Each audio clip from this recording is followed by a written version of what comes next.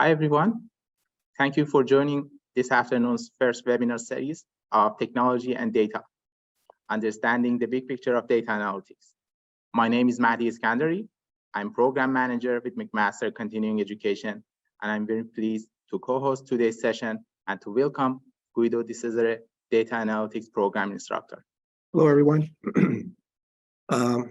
Nice to meet you all virtually.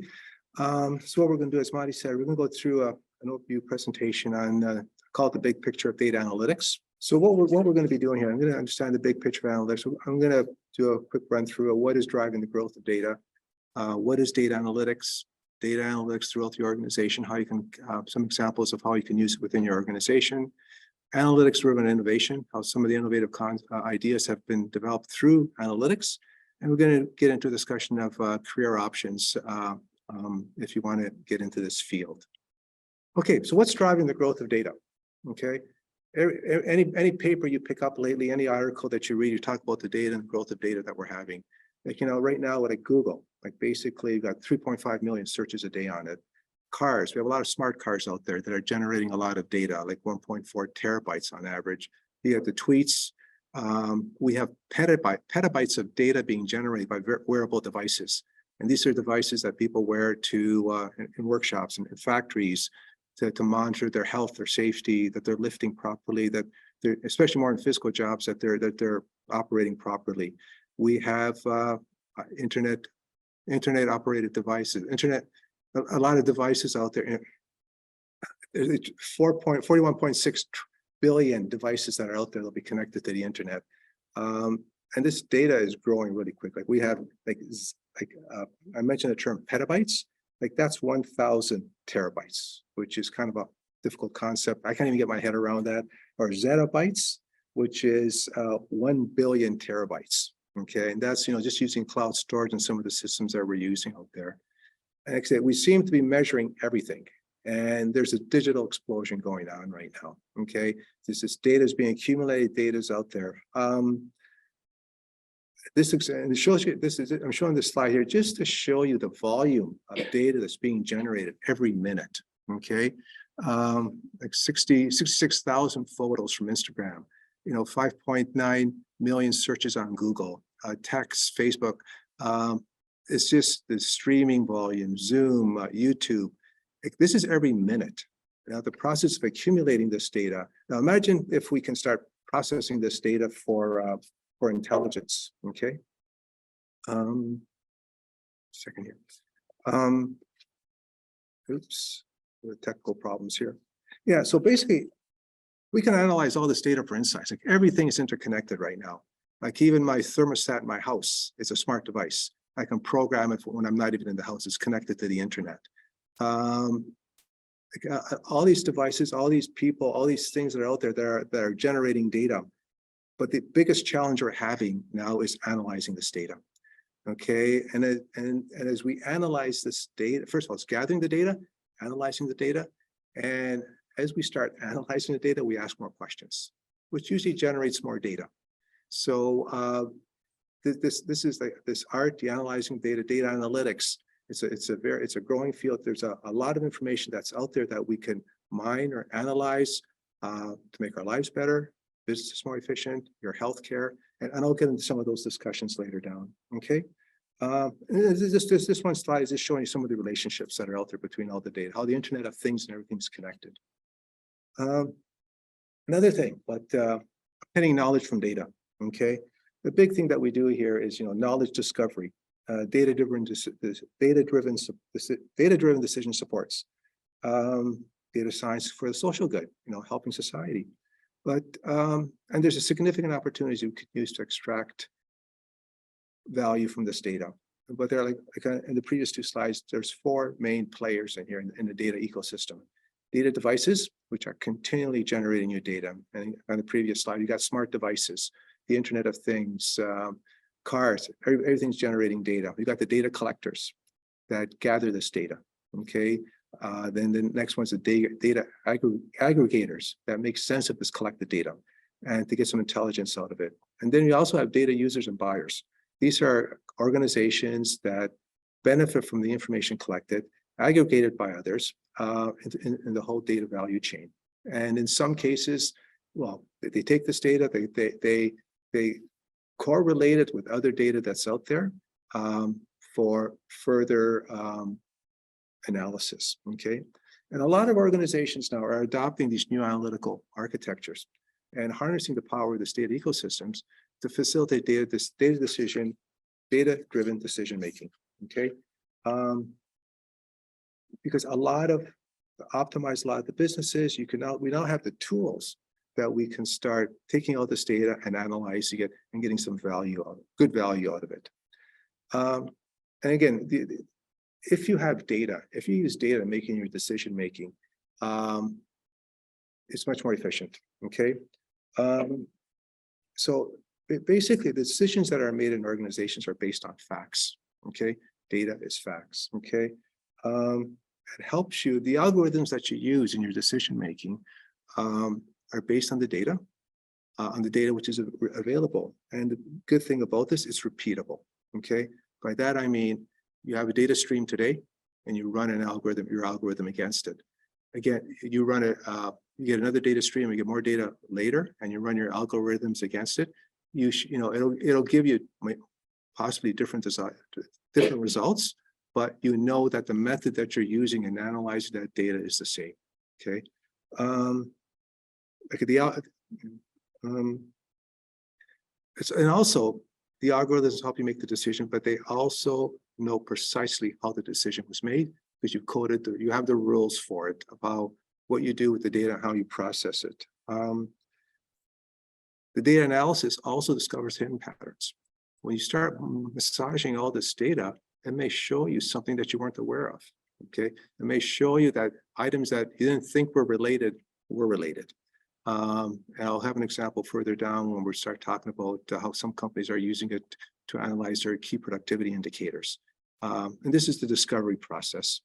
And again, the data mining allows you to go deeper with some of this data, and you can correlate this data to get better information to drive your business and to even help the organizations even the research that you're doing, okay? And you develop insights through these data-driven findings, and they create business value. And I'll mention further down how the importance of decision-making is also a disruptor. It shows you, like I said, because it's showing your decisions are based on facts. You're finding different patterns, and it's saying, well, we've been doing it this way, but now when you look at the data, it says, well, maybe we should be changing the way we operate because we could get better results from the better results of changing the way we operate based on the data that we now get that we're now working with. Okay. Another thing also about the data decision, as you know, there's a lot of data out there. Sometimes manually, you just can't process it. Okay, it's just too much to put all this data together and get all the correlations. And this is where these algorithms and the mechanized analytics helps us get better results to make better quality decisions. Now, so what is data analytics? Okay, basically data analytics is a science of analyzing raw data to make informed decisions, okay? Make informed decisions to give you some information, okay? It's also considered like a forensic science. And the reason I say that, because as you start looking at your data, as you start analyzing it, you're going to be asking questions again. So to better understand the situation, okay? Why I wasn't expecting this result, why did I get it, okay? So how about if I look at it this way, okay? And it's like a forensic science, you're digging further and further. But with the ultimate goal is to extract value from this data that you're working with, okay? And the main value comes from the analysis. You're understanding patterns and what do they mean? Like I'm involved in some situations right now, we have various data coming in from customers and it doesn't make sense. But what we're going to sit back now and start looking at the patterns. Why are we getting these patterns? We're going to start analyzing the patterns to see if we can come up with a conclusion of why certain things are occurring the way they are, okay? And again, like I said, with the forensic science, the more data we get, the more questions we ask, and we just keep going through the process. Another thing, when you, as a data analyst, one other thing that comes to play is that you translate the business problem that the user is working for, that you're dealing with, into an analytical statement, analytical problem statement, so you can provide analytics to it. I said, like I mentioned earlier, another beauty about doing data analytics, you have a defined process. You know exactly how you're going to make the decision to analyze your data. Okay. Okay. So why performing data analytics is important? Analytics are a catalyst for innovation and change. Okay. But what I mean by this, it challenges the status quo. Okay, it can create new possibilities for businesses and their customers. Again, I've been in situations where, you know, it's a group, they've been operating this way for years, and I'll say they operated by gut feel and some of their BI type of business intelligence type of reports that they're working with. So we come in and we say, okay, we're going to analyze your data that you're working with, and we show them some results. The question was, are you telling me I'm doing my business wrong? I'm saying, no, you're not doing it. I'm just giving you another data point that you can use. And then when they saw the results of our analysis, they said, you're right. Okay, I will change the way I'm operating because there's a better efficient way of dealing because of all the data, other data that I have available to me that they weren't aware that they had. Okay, also facilitates knowledge discovery. Analyzing customer trends can lead to better products and better services. And this is just to you know, you put a process in production, you put a product out there, it's operating, which is great. But you know, if you start looking at the way the product is being used, you can maybe tweak it a bit more to develop a better product and a better service. Okay. You can also identify opportunities in key process functions and roles. And again, key process and roles, because you can change the way you're operating, and implementing these opportunities in the business model can optimize business performance. And I mentioned before about you know, we had various groups and organizations with their key metrics that they use to monitor, you know, how successful they are. You know, and individually they were great. Okay. But then when we took a look at them holistically, when we started putting them all together, when we started to get correlation, looking at the correlations between all these metrics, we discovered this team's metric is really good, but it's negatively impacting somebody else. So when we put the two of them together, we came up with another way of doing the business so that both groups were more efficient. Okay. So, and again, this is what happens sometimes when you're working, you put a process in place and they operate in isolation. They don't really talk to each other, but you know, they're doing good. You can do that much better. Okay. Once you start taking a look at all the data that you have and even changing your business processes, like say, implementing these opportunities can optimize the business performance. And another thing by performing analytics allows you to do a 360 view of the domain you're working with. Can give you a complete view of your customer, the factory, your operations, your sales. Instead of looking at it as silos, you get to see the whole span. Okay, you're able to take a look at all the data within the organization, within your group, to see where there's points to be where you can optimize. And also, it can assist in operational decisions by defining, monitoring, and reporting on key metrics, especially in an operational type of environment. We now have tools out there where you have all sorts of servers generating this data, or your operational environments churning through all these systems. If you can start monitoring once you start monitoring this data, if you now start not just monitoring for what's happening now, but also looking at it, okay, what happened in the past? You know, we have some business changes going on in the future. How can we put this analytics together to better make some of the operational decisions that we're going to be involved with? Yeah, but the big thing about doing analytics, it changes the status quo. It challenges the status quo. I'm not saying the status quo is bad, but there may be a better way of doing your business. Now, the type of analytics. There are four main types of analytics. Like we said, we got descriptive, diagnostic, predictive, and prescriptive. Okay, I'll start with the first one. Okay, descriptive analytics.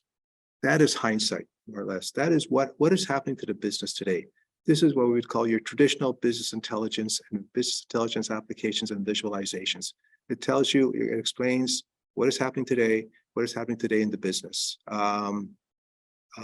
You had reports that ran yesterday, or you had, well, how did we perform yesterday? Okay, that maybe help you decide how you're going to be working today. Diagnostic type of analytics.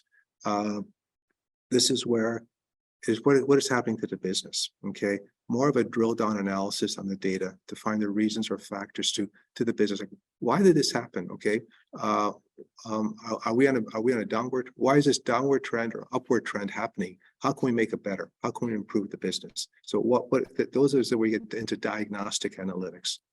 The next one is predictive. Like what is likely to happen to the business? Okay, as the business grows, we look at historical data and we use it to predict specific outcomes. This is where you build in some of your recommendation models. Okay, based on leveraging advanced statistics and machine learning models. I'm sure if you're on Amazon or Google or any online ordering system, you go in and you look at a product and say, oh, if you bought this, you may be interested in buying this as well. Okay, and this is where they start doing some of the predictive analytics based on your viewing patterns and your viewing patterns and other products that you've purchased. And prescriptive analytics. Now, what needs to be done. You recommend actions based on the analysis, provides insights on what the business should do. Now, as you can see, the arrow goes up. As it gets more difficult to get into those types of analytics, the value is greater, but it's a bit more, it's difficult to get there. Like, what I mean by difficult, you'll need more complex algorithms. You have to look at more data, especially in the prescriptive and predictive domains. The descriptive domain is more like that's an operational, that's just running of the business. But there's as you start getting into analytics, you'll be able to say it's difficult, but once you put the environment in place, you know, I wouldn't say it runs on its own, but you have a good view. Further down in this presentation, I'll talk about some of the examples we did in the program here at MAC, where we did prescriptive analytics as part of some of the capstone projects. Also, there's analytics driven innovation. Okay, and again, this is another catalyst for change. By this, we've come up with sophisticated techniques to allow companies to help you determine root cause analysis. You can analyze microsegments of their markets, market streams. You can do transformation processes. And it also allows you to make accurate predictions about future events on customers' propensity to buy, churn, or engage. And finding these correlations of data can lead to new insights. Again, the key drive for innovation within an organization is to constantly challenge the existing practices, rather than consistently accept what's there right now. You know, I've been doing my job. I've always done it this way. We'll continue doing it this way, you know, forever. And this is where sometimes the data scientist, the data analyst, you can be considered, I call it a positive disruptor, when you come in and say, well, we want to change the way we're doing the operations based on the data that we're receiving now. Okay. And again, the reason for this is that, like a lot of organizations, they have a complex and fragmented architectures that makes this cohesiveness and dissemination of the data difficult. And this is where we come in with this analytics-driven approach to process some of that data. Yeah, an example of, okay, as you do your analytics, you can discover the root causes. You can put in place these transformation processes to make the predictions more accurate. Again, the key driver here is to constantly change.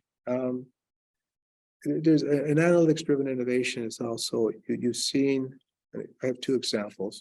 One is you've seen where you have a blurred image and they reconstitute what that blurred image is, like of a facial recognition. Now that was developed by basically taking a picture, pixelating it, and gathering the data as you pixelated it. We got to a point then where you picked up the knowledge or the algorithms of how the picture was decomposed.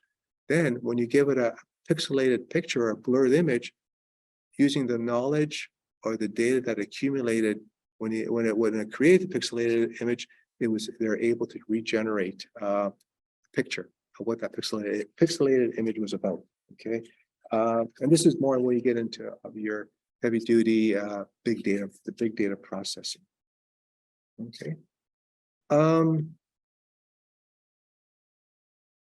Another example of analytics-driven innovation is in the medical field.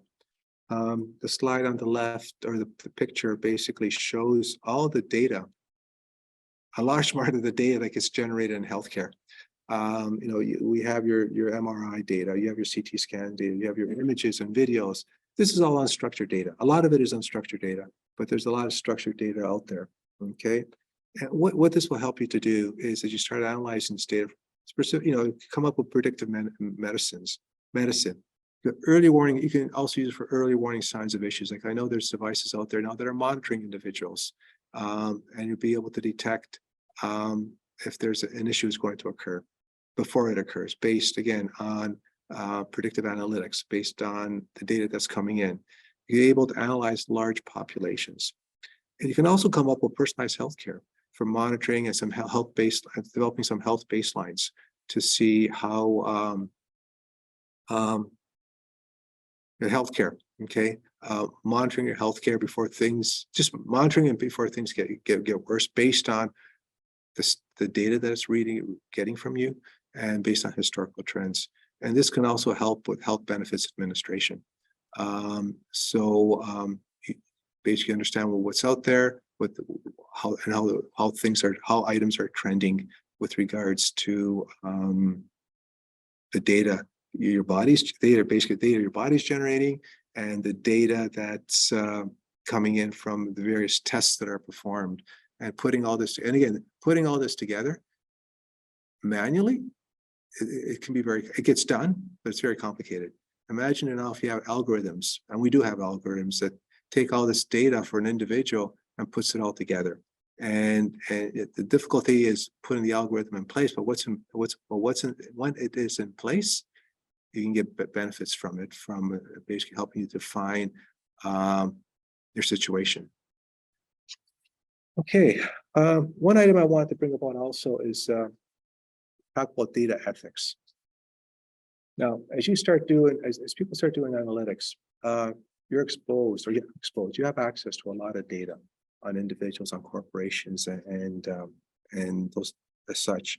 So, but as you're doing your analytics, as you're gathering this data, and again, you're probably aware there are many sites out there that has data. Like, as I mentioned in the earlier slide, there's data devices, and then there's data aggregators that take this data and just there's websites out there that just have all sorts of data. Like, I found one out there that had baseball statistics that went back to the 1900s or 1800s.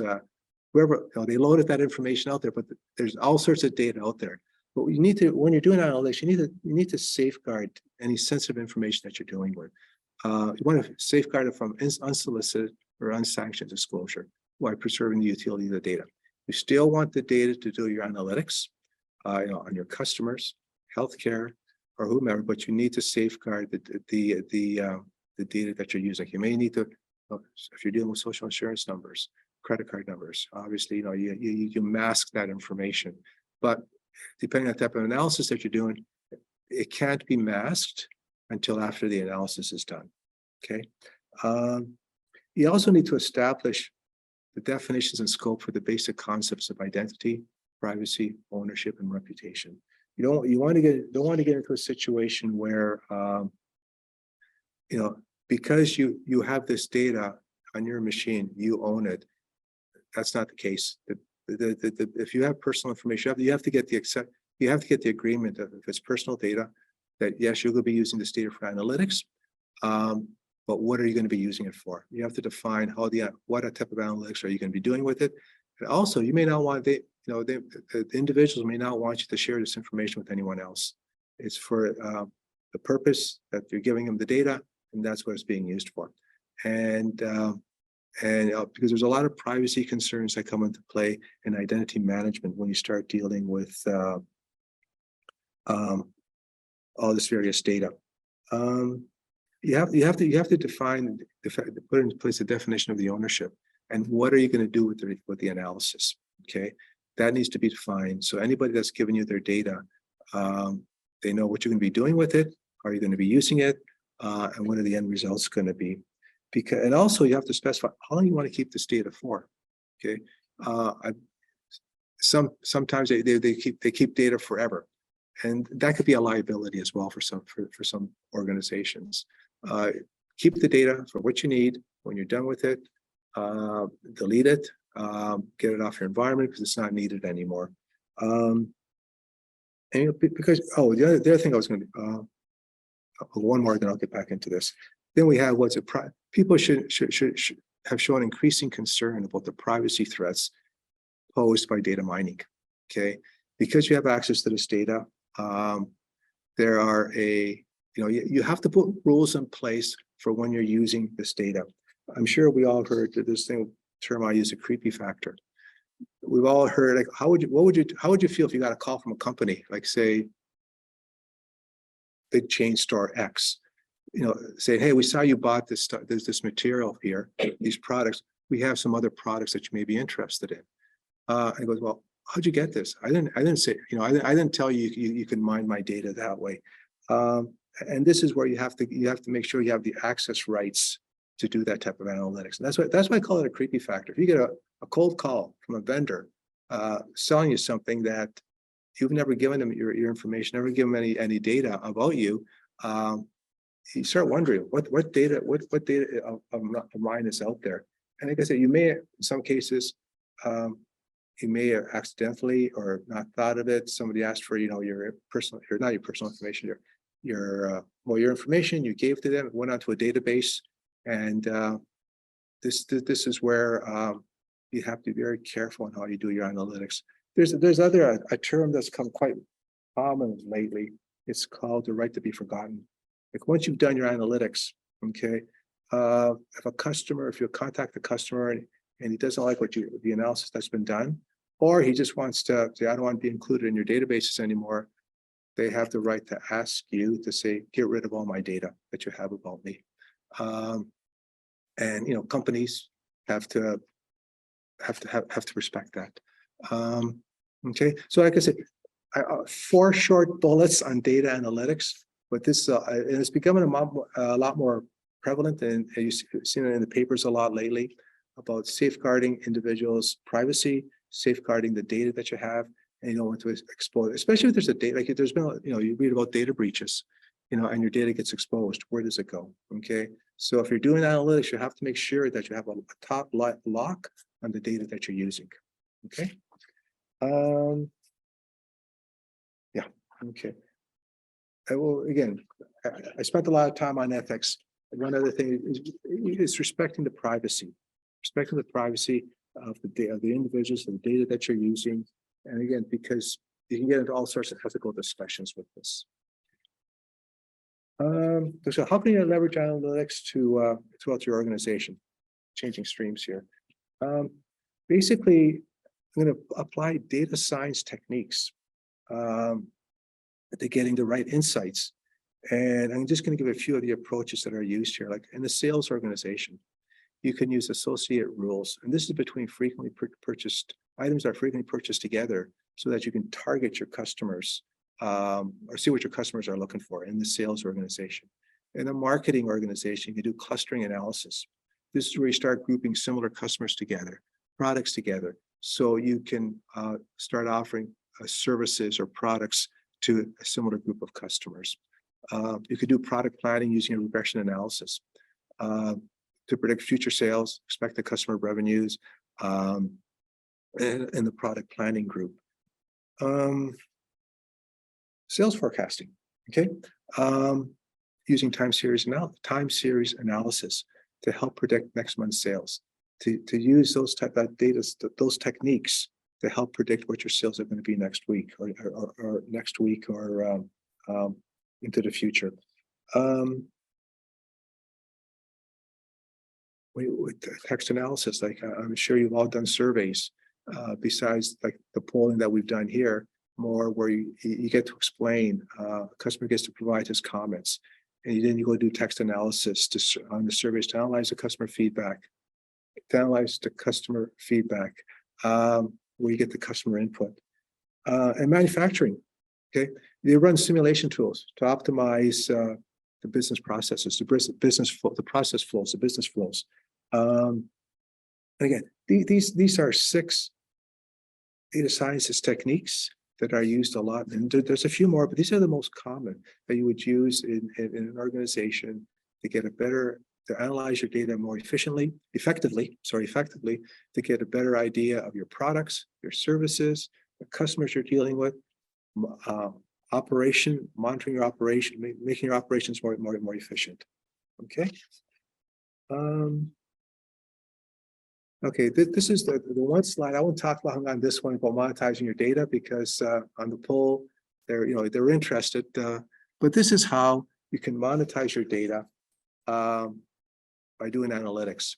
You got to start at the bottom, but because data analytics helps you optimize their performance and to make informed decisions. So you start doing your business on the left side. You start doing your business monitoring, okay, and you take a look at the economic drivers that make your business operate, and it helps you develop business insights. And then from the business insights, you make prescriptive recommendations to optimize the business. Okay, and again, up to here, like you got your key business processes. You measure the effectiveness of leveraging the data and analytics to power the business, and you come out to the business optimization. And then from there, on optimizing your business, you start getting a better return on your business, or some business monetization on it. That's what we call business monetization. Okay, and then once you start from the business monetization, from the insights developed, you get tangible results. Ultimately, going into, it's called a business metamorphosis, changing your business, changing the way you operate, because you're now taking a look at the beginning, using the business monitoring, developing your insights, taking a look at your data. Now, how can I optimize my business? Once you start getting good results, then you probably want to change the way you operate, called the business metamorphosis, changing your operations. And this is an ongoing process. And this is what I'm saying, that's one way to monetize your data. Also from the previous slide, by doing some of the data science, using some of the associated rules, some of the clustering analysis, that will also help you. That's the reason we're doing is also help monetize your data to help determine how you can market your products more efficiently. And these are just some other examples of other opportunities for data monetization and business optimization. Like, business drivers be business insights, okay? And some of the work that can be done is brand analysis, business steering, KPI analysis, more relevant communications with the media. The drivers, you want to identify your business risks, and examples are calculating customer churn, fraud, risk modeling and defaults, predicting new business opportunities by upselling, cross-selling to new customers, modifying your sales and pricing, and efficiency, and doing more market research. Optimizing your business operations and operational insights. And this is where you get into some predictive machine failures, network analysis, call detail records, customer services effectiveness, quality and reliability analysis. And this is more from an operational perspective of optimizing your business operations. Also, you may need to define your customer segments. And this is your ability to create specific segmentations and tailor products and services to those that you need. You can do some churn predictions, churn analysis. You may want, based on the data that you have, you may determine that customers are leaving. Okay, what can you do what segments are they leaving from? Maybe we have to break your segmentation down differently so you can target customers differently. This big one here is market insights and intelligence. And this is where you obtain intelligence on the industry. Okay, market and relevant competitors, and you're generating user profiles and helps you with your campaign analytics. And another driver is companies that improve your customer experience. Because you want to like this is where we get into text and analytics. You want to analyze the customer feedback and be able to offer better customer shopping experience, no matter what channel they're coming through. Like there's bricks and mortars, whether you're selling online, on the internet, you want to be able to profile your customers, which channel they're using the most, but you want to make sure that you can, customers are happy, they'll come back. Okay, and this is other areas where you can improve your data monetization and improve your business optimization at the same time. Okay, this slide here. I just pulled out 4 examples of the type of projects that we've been involved with as part of the McMaster's Continuing Education Program on the data data analytics. Like I said, we've had companies approach us, okay, and say, "Can you help us with some of our work?" As an example, we've been involved with a couple of the large police services, where they've asked us to do a correlation between major crimes, indicators, and Twitter trends to help them develop insights, okay, and analysis on current crimes in the city and the underlying reasons, okay, why these crimes are occurring, and by just analyzing data that's out there. Another one is also to build the classification models to classify a crime occurred based on the date, time, and locations to help them forecast, do some predictive analytics. And this is for both more to determine, obviously, what police services is help you determine where an issue may occur, and by analyzing the data that they provided, okay, and providing some of our analytics to it, we're able to help them. Also, there's a large Canadian city. They wanted to sell the city to knowledge workers as a place to live and work, okay? And this is where we had a project. These were capstone projects where we worked with them to come up with approaches on how to best sell the city to as a place to grow your business and for you to live in. We've also been doing some work with some metropolitan fire services, developing a predictive model that capable of predicting latent fire risks, okay? And with the goal being to reduce the number of fire incidences within the city, as well as mitigate the fire impacts. And they were able to, for both the police services and fire services, they were able to break up the cities, and help determine, based on what's happened in the past, because all this data is gathered from each of those departments. But at the same time, there's Twitter data out there, there's Facebook data, there's all sorts of data that we were able to read and correlate to be able to help them to determine where issues may occur. And also in manufacturing, one that we were involved with was with the steel manufacturer, and help them improve their steel making process. Because they had, some of the machines, some of the way they were making steel was affecting the equipment. So can we come up with a better way by analyzing the data to improve the steel making process?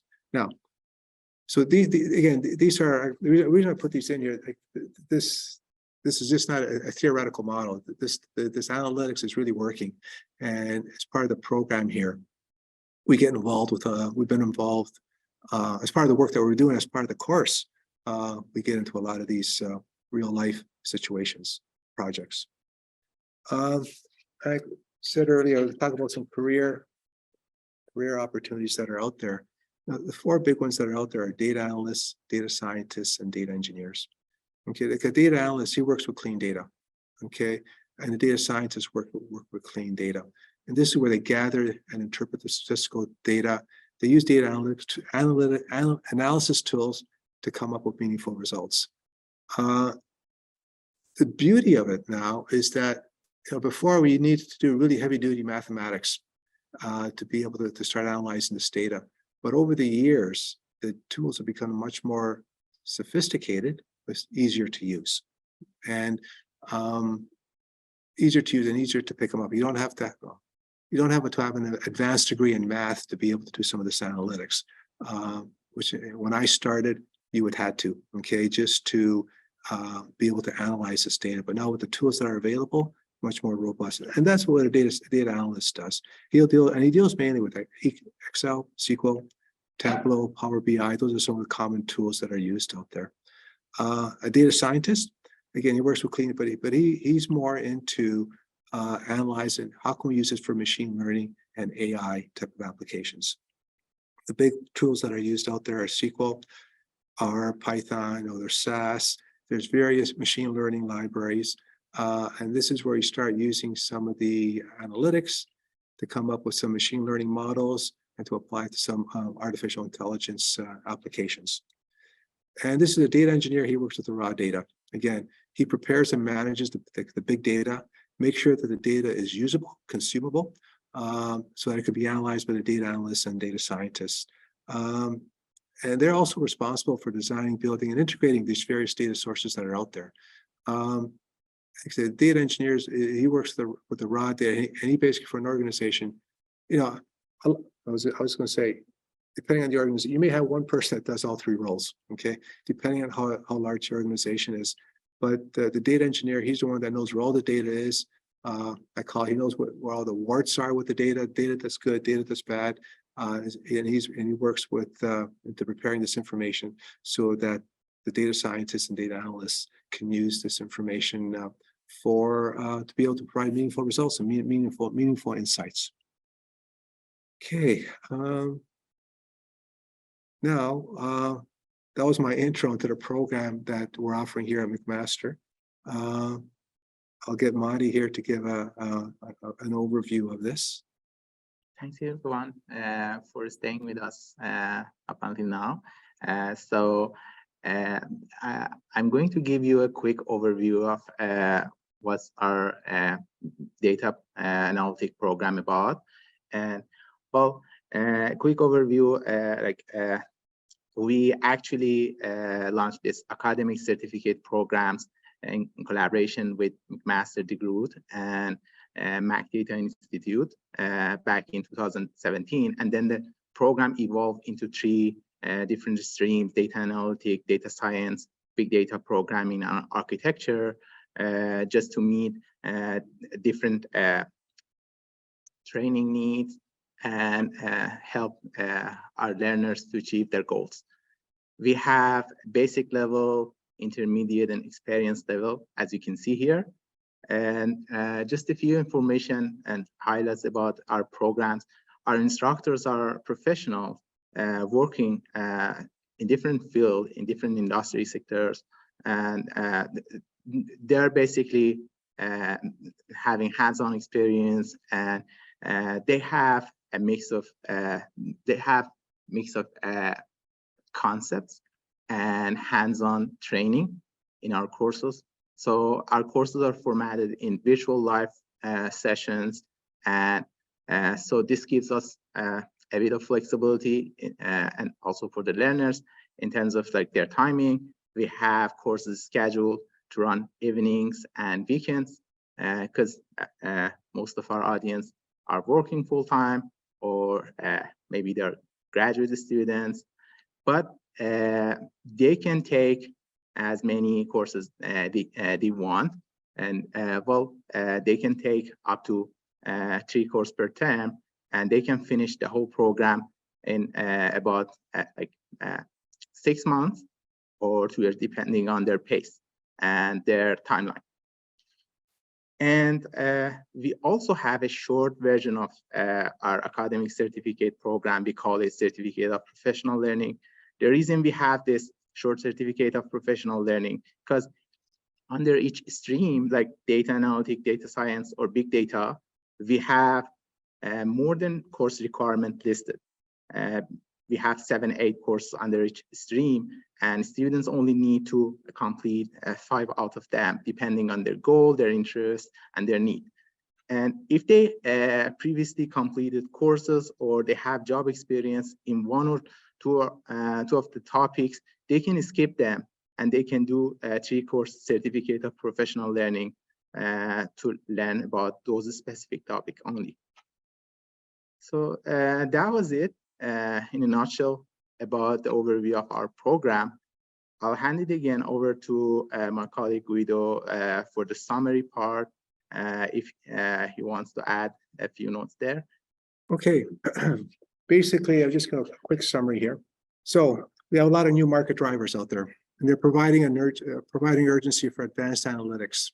Okay, on this data, as I showed you at the beginning, data's not we're not losing data. We're growing every day. It's growing and growing, and like I call it, the magic is going in there and doing the magic or data analytics to get value out of all this information that's out there. And the data science techniques provide higher value than simply reporting and dashboards. Reporting and dashboards is still being done. That was the very early days of analytics, okay? But now the data science techniques, like the ones, the 6 that I've shown you, and the various models that we could develop are becoming much more, I call them easier to use, okay? The tools are much more sophisticated that are out there, but again, a lot of the tools are easier to use. Some of the reporting tools now have AI and machine learning and AI capabilities built into them. So as you start doing your analytics, it's also called augmented analytics. Some of these tools will know, hey, he's doing a look at customer. I may pull in data from other sources. Okay, the tool itself, the way it's been installed, and the way it's been configured, knows that there's other information. This is just for your organization. Obviously, you have to tell it what data is available, but then it knows how to pull in this additional information. But as we move forward, there's new technology architectures. The roles and processes are available to support this data ecosystem. It's continually evolving. The discussion I've had with some of the instructors here when we first put this course in place a number of 7 years ago, the tools have changed. You know, tools that were very popular then, they're still there, but there's more robust tools that are taking their place. So it's a very challenging environment, very interesting environment, and you learn a lot, okay, by looking at all this data. And as Madi said, the CE program here at MAC, the data analytics program, the various streams, they will help you get into the business. We've helped a lot of students get started in this career. Some of them we keep in touch with us, and they're doing very well. Okay, and they're doing very well because of the knowledge they picked up on this course. Thank you, Guido. Okay. Thank you so much again for joining us today. We hope you find this session useful and informative. Thanks again. We look forward to connecting with you soon.